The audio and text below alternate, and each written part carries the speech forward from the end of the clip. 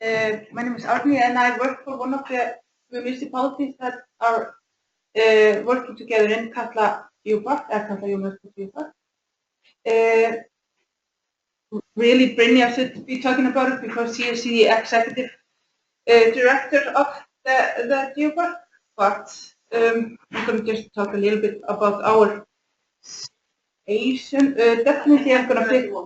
What? I can help you if you want. Thank you. You should really come and talk. I want to pick up something that Augsburg left us with, and that is we are definitely not sold out. Definitely not. We have a huge area, and we welcome people in, even though some people are saying, and that's one of our challenges, that this is enough. We have had enough. We can't go to the store and buy bread because everything is sold out. And but that's. Are we not glad that people are coming in? Are we not happy that we have 3-4 stores because there are a lot of tourists? So we are trying to work with the positivity of all this mass of people. And definitely, as Dagny said, our challenges are the financing of the infrastructure. That has been a difficulty for the geopark. We have also been having troubles with lack of educated and specialized and trained employees in the area. And but we are working on it. We are working with educational governments and trying to build up with our DO schools in the youth, and also with that's called Fræðslu Suðurlands, that has been working on courses that involve the geopark. One of the difficulties, I say we are not sold out, and definitely we have a lot of people at our biggest tourist places like Sellandsfoss, Skógafoss, Þórsmörk. There are a lot of people, but we have a lot of other places that we try to advertise and market. One of the challenges is that places are popping up without our management, without our knowledge, really. Skógafoss is a huge waterfall that is visited by 600,000 to 700,000 people every year. There's a little waterfall just a little bit further that is now become a new destination for tourists, and we had no idea about it. And the municipality has the ownership of that area. But that is one of our challenges with with the municipality planning. We have these places that we own, and we didn't know that they were a destination. Then we have other places that we don't own. We know people are going there, but we can't do anything because the landowners have no interest in working with us. So that's another challenge that we have. And and that leads into the last point there, that we have a very complicated. There will be a very complicated DMP work there in our area because of this very complicated land ownership, I think. But we have already done this kind of management plan in Skaftarhreppur, right? Yeah, there's been we were so lucky that there were Dutch people who came over to work their projects. You know, as a sort of basic plan underlying a very good management plan of the whole area. So these people worked with 2 professors in the University of Iceland. Unfortunately, they had to leave, but they'll be here again today, and I hope we can sort of introduce this work. There is I can allow you to have a look at the a brochure. The maker of the brochure is actually the basics of our management plan will be this year, and it integrates the usage of the land which we have. There's a lot of wilderness, there are a lot of roads, and it's sort of based on zoning. Which areas do we want to keep as quite untouched? which areas do we want to build up more infrastructure, and in what way. So this is also the basis with our management plan that they will be working on for the rest of the year, will be a working tool for the municipalities, and it will be built with the people themselves. So the next step for us is now to find the actual participants who come to this job, to come to the table, because unless we get the right participants for their voice into the plan, we practically obviously won't approve of it. So that for us it's the basics. So yeah, so our status is really that we have to have a management plan to be acknowledged with UNESCO. That's the one of their. It was a great criticism that the geopark had already been running for 4 years and it didn't have a management plan for the municipalities to work together. Yeah. So there's been some great steps in collaboration of the municipalities with this actual making of a geopark and pushing for a destination management plan. It's going to be great, and I'm very happy to integrate the nature in such a strong way as will be done. Yeah. So, and we full-heartedly take everything that both Dagny and Ásbjörn said. We have the same challenges and the same situation, but we are definitely very happy with this work, and it's much needed work for our area. And we are very happy that Vestmannaeyjar wants to be with us in the middle area, and there is a connection, of course, because we have one area for the harbor that takes us just 20 minutes to go to Vestmannaeyjar. And that, of course, is a great addition to our middle section. So we are very happy about that collaboration. So thank you for that.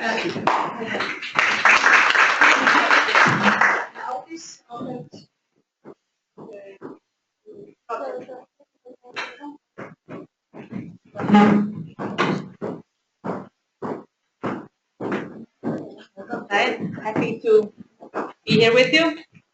I had like tons of notes in my presentation, but I can't see it, so I'll just babble or something. Anyways, my name is Árndís and I come from Hornafjörður municipality, which is the eastern part of South Iceland. No. So here it is. It's located kind of right in the area between the magnificent Vatnajökull and Vatnajökull National Park is a big part of our area. And then we have the Atlantic Ocean on the other side. So it's a really unique location for a tourist destination and also just for people to live there. And we are located around 460 kilometers from Reykjavik, from the capital area. So we have kind of a different situation from the other part of South Iceland where you have all these day tours. We have more people coming and staying with us, although it's pretty popular now to take the day tour and go into the ice caves. And the most popular ice cave is actually here in Breiðamerkurjökull, close to the glacier lagoon. So there's a lot of traffic going back and forth to visit those. Let's see. But it's a small community. When I say a small community, I'm talking about small in population because the population is a little less than 2,200 people. And at the same time, we offer accommodation in hotels or guest houses for 2,200 people as of today, but it's increasing almost by the minute. But on top of that, we have all the people staying at campsites and day travelers and such. So for a few months every year, the population in this area is not only double, but it's more like triple, you know, the population of the inhabitants. The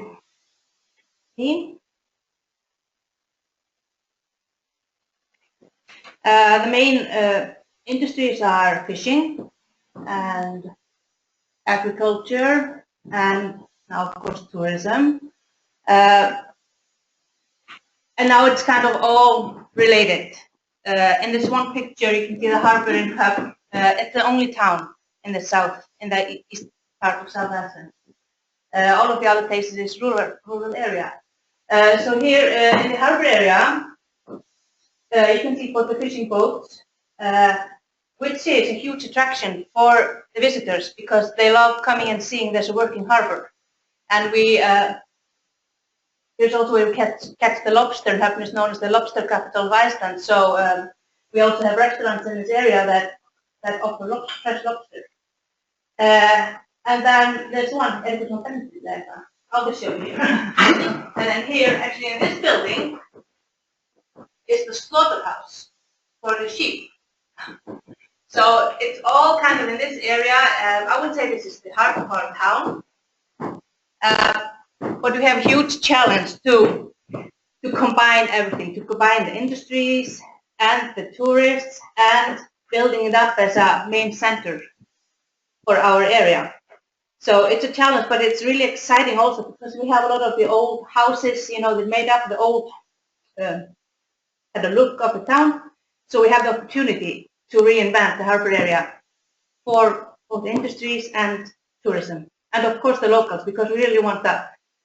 We want a center as well, with a pub and everything.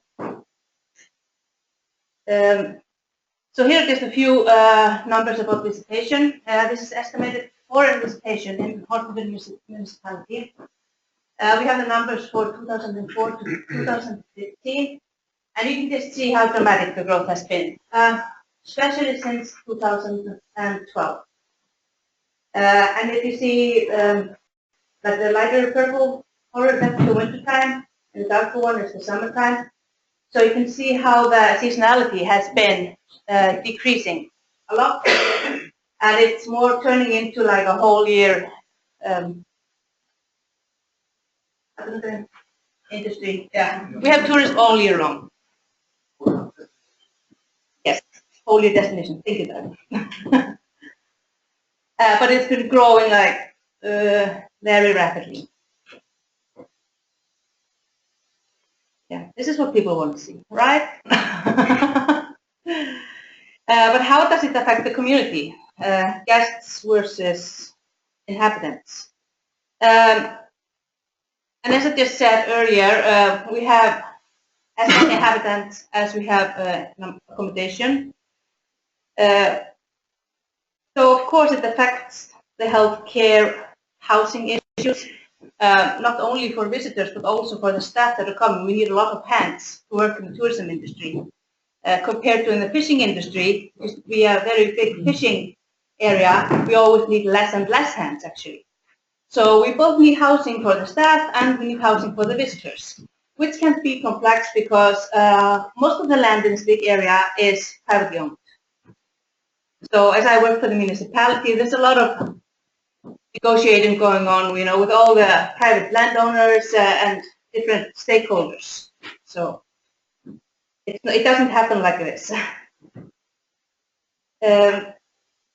Yeah, and then of course our wonderful highway number 1 in Iceland. We have 230 kilometers of highway number 1 going through our municipality, and I would say that that is our biggest tourism destination, and it definitely needs more and stronger infrastructure, to say the least.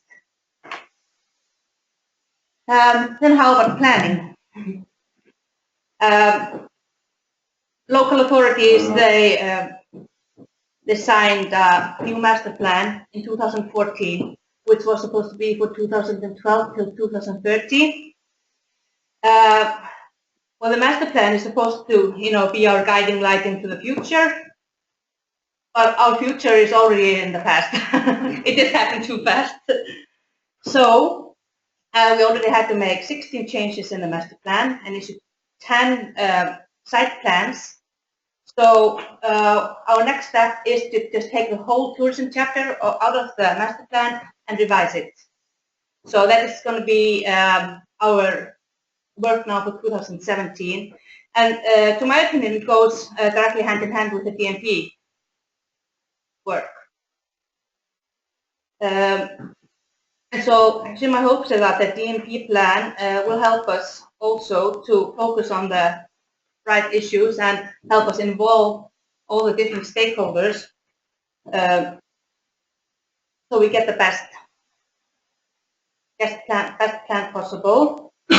And because it's really about just making a strong and a healthy tourist destination that both visitors and locals love being in, and hopefully having visitors that want to come again and are willing to recommend the destination also to their friends and other people.